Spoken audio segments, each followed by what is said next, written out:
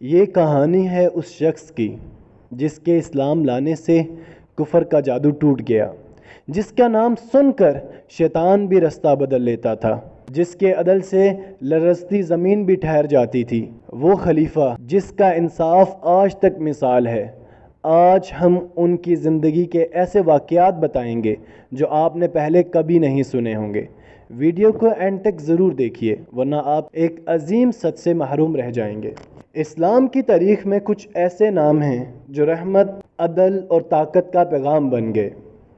آج ہم بات کر رہے ہیں اس شخصیت کی جنہوں نے دنیا کو انصاف کا اصلی مطلب سمجھایا، حضرت عمر فاروق۔ عمر ابن خطاب قریش کے اس خاندان سے تعلق رکھتے تھے جہاں لیڈرشپ اور شجاعت وراثت میں ملی تھی۔ اسلام سے پہلے وہ اسلام کے سخت مخالف تھے، لیکن جب انہوں نے قرآن کی آیات سنی دل کا حال بدل گیا۔ آپ نے اسلام قبول کیا تو پوری مسلم کمیونٹی میں قوت آ گئی۔ سب سے پہلی دفعہ مسلمانوں نے کھلے عام کعبہ میں نماز پڑھائی، صرف اس لیے کہ عمر ساتھ تھے۔ 13 ہجری میں آپ خلیفہ بنے۔ صرف 10 سال کے اندر ایران، عراق، فلسطین اور ایجپٹ اسلام کے زیر ہو گئے۔ عدل کا نظام مثال بن گیا۔ بیت المال کا پیسہ صرف غریبوں کے لیے تھا۔ حضرت عمر نے آج کے ماڈرن سسٹم کی بنیاد رکھی۔ ہجری کیلنڈر، پولیس سسٹم، شورا کونسل، جیل اور عدالت کا نظام قائم کیا۔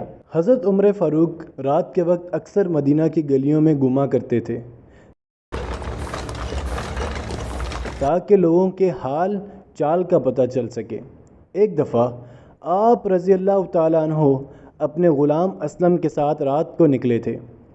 آپ ایک جھونپڑی کے پاس رکے جہاں اندھیرا تھا۔ آپ نے دیکھا کہ ایک اندھی بڑھیا اپنے گھر میں اکیلی رہتی ہے۔ حضرت عمر نے اس بوڑھی عورت سے پوچھا، تمہارا کوئی خدمتگار نہیں؟ اس نے کہا، نہیں، میرا کوئی نہیں۔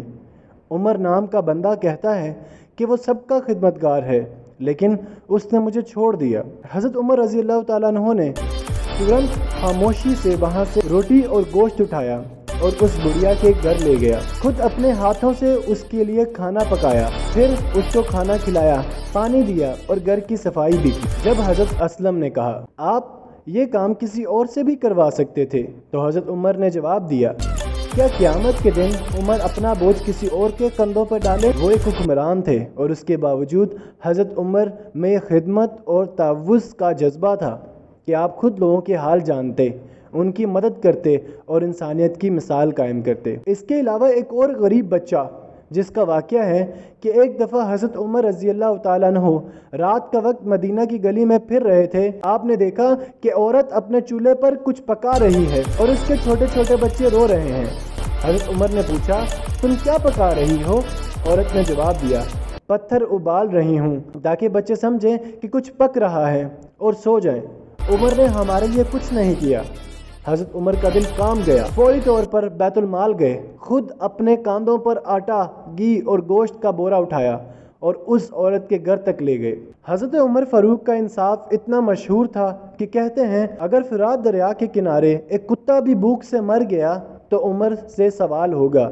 یعنی آپ اپنی ذمہ داری اور حکمرانی میں صرف انسانوں تک نہیں بلکہ ہر ایک مخلوق تک جواب دہ سمجھتے تھے۔ ایک فارسی غلام نے فجر کے وقت شورا گھوم دیا۔ شہادت کے وقت بھی آپ صرف اللہ سے دعا کر رہے تھے، مجھ سے حساب آسان لینا۔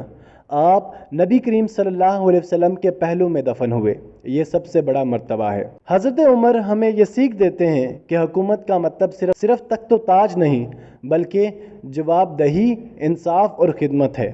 آج کا ہر مسلمان حضرت عمر فاروق کا رستہ اختیار کرے تو پھر سے دنیا میں روشنی آ سکتی ہے۔ ہماری اور بھی اس طرح کی معلوماتی ویڈیو دیکھنے کے لیے ہمارے چینل کو نیچے سبسکرائب کے بٹن کریں، پر کلک شیئر کریں، کریں، بیل کے آئیکن لائک پر کریں۔ کلک کیجئے تاکہ ہر نئی ویڈیو کی